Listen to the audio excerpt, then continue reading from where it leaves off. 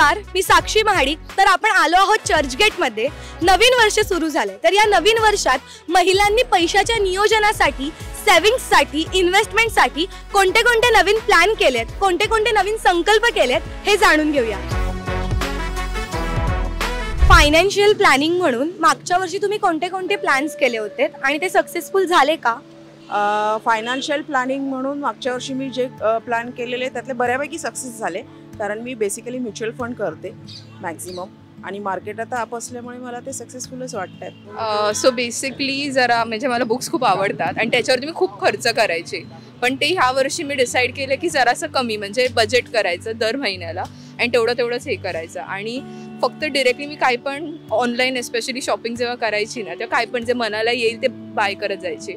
पण नंतर मी कुठेतरी वाचलं की पहिलं काही विकत घेण्याच्या आधी आपल्याला खरंच त्याची गरज आहे का ते आधी बघायचं. गेल्या वर्षी मी फायनान्शियल प्लॅनिंग म्हणून आम्ही ॲक्च्युली नवीन एक घर घेण्याचं ठरवलं होतं आणि आम्ही त्यामध्ये बऱ्यापैकी यशस्वी झालो. भले लोन घेऊन वगैरे घर घेऊ शकलो आम्ही.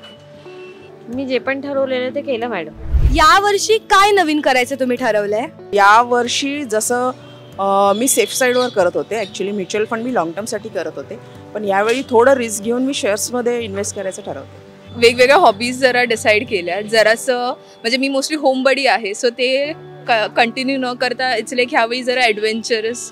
आम्ही आमचं इन्शुरन्स प्लस काही गोल्डमध्ये इन्व्हेस्टमेंट हे बेसिक आम्ही, आणि शेअर्स मार्केट जे करायचं होतं ते केलं, पण आता अजून काही ठरवलेलं नाही आहे. नवीन SIP सुरू करणार आहात? SIP माझ्या ऑलरेडी आहेत. हां, नो डाऊट मी त्याच्यामध्ये ॲडिशन करेन. नाही, माझी आहे मॅडम ऑलरेडी. माझ्या आहेत एक दोन SIP तर आहेत, UTI मध्ये. फिरण्यासाठी, भविष्यासाठी किंवा पुढच्या शिक्षणासाठी सेव्हिंग्सचा काही प्लॅन आहे का तुमचा? हां, मी हे सेव्हिंग जे करते ना ते मी इन्व्हेस्टमेंटच करते, कारण फक्त सेव्हिंग अकाउंटवर ठेवलं तर त्याचा तुम्हाला बेनिफिट नाही आहे. ते सेव्हिंग कुठेतरी इन्व्हेस्ट झालं पाहिजे तुमचा, तर त्याच्यासाठी मला आजच्या तारखेला म्युच्युअल फंड बेस्ट ऑप्शन वाटतं. हो, म्हणजे मोस्टली माझे पप्पा पोस्ट ऑफिसमध्ये आहे, सो त्याच्यामध्ये वेगवेगळ्या स्कीम्स असतात, एस्पेशली मुलींसाठी. जर तुम्ही सिंगल चाइल्ड आहात किंवा इवन जर तुम्ही मुली आहात आणि तुम्हाला 18 इयर्स म्हणजे तुमच्या शिक्षणासाठी किंवा लग्नासाठी असे वेगवेगळे प्लॅन्स आहेत, सो त्याच्यामध्ये आम्ही आतापासूनच गुंतवणूक सुरू केली आहे. ऑलरेडी आय हॅव सेव्ह, म्हणजे बऱ्यापैकी आम्ही सेव्हिंग करून ठेवलेलं आहे त्यासाठी, for future, for our old age, as a pension. नाही मॅडम, आत्ता तरी नाही. माझा मुलगा शिकतोय, 10वीत येतो. मागच्या वर्षी केलेली एक चूक कोणती जी यावेळी पैशाचं मॅनेजमेंट करताना तुम्ही करणार नाहीत? मागच्या वर्षी केलेली चूक म्हणजे एक्सपेन्सेस जिकडे जातात ना तिकडे आता कसं आपण जीपे, फोनपे जास्त यूज करतो, त्यामुळे एक्सपेन्सेस किती होतात हे आपल्याला समजत नाही. पण ह्यावेळी मी ठरवलं की UPI मध्ये मी डायरेक्ट अकाउंटला लिंक केलेलं जे आहे ना ते अकाउंटला लिंक नाही करणार. मी त्याच्याऐवजी वॉलेट पेमेंट यूज करेन.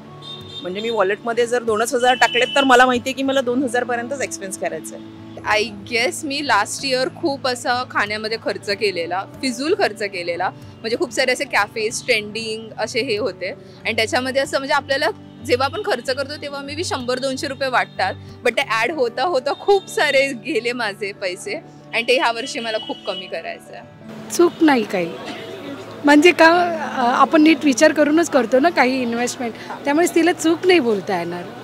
खर्च होतो पण अशी चूक नाही झाली. सगळ्यात जास्त खर्च कशावर झाला आणि यावेळी फोकस कशावर असणार आहे? सगळ्यात जास्त खर्च म्हणजे शॉपिंग आणि मुलांसाठी जे आपण स्विगी हे अवाजवी खर्च झाले की ज्याला आपण कंट्रोल करू शकलो असतो, आणि ह्यावेळी ते कट करून मी मुलांना पण आता SIP साठी सांगणार की तुम्ही SIP करा हे सगळे खर्च करण्यापेक्षा.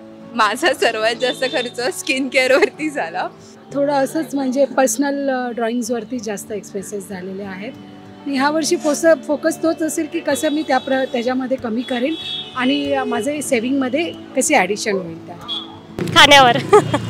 जे अनवॉन्टेड डिमांड्स असतात ना माझ्या मुलांचं त्यांच्यावर झालं, आणि आता त्याच्या शिक्षणावर जास्त फोकस करायचे. या सगळ्या जणींचे नवीन वर्षाचे प्लॅन्स तर आपल्याला कळले. आता तुम्हीही लवकर ठरवा आणि कमेंट बॉक्समध्ये जरूर कळवा. महामनीकडून हॅपी न्यू इयर.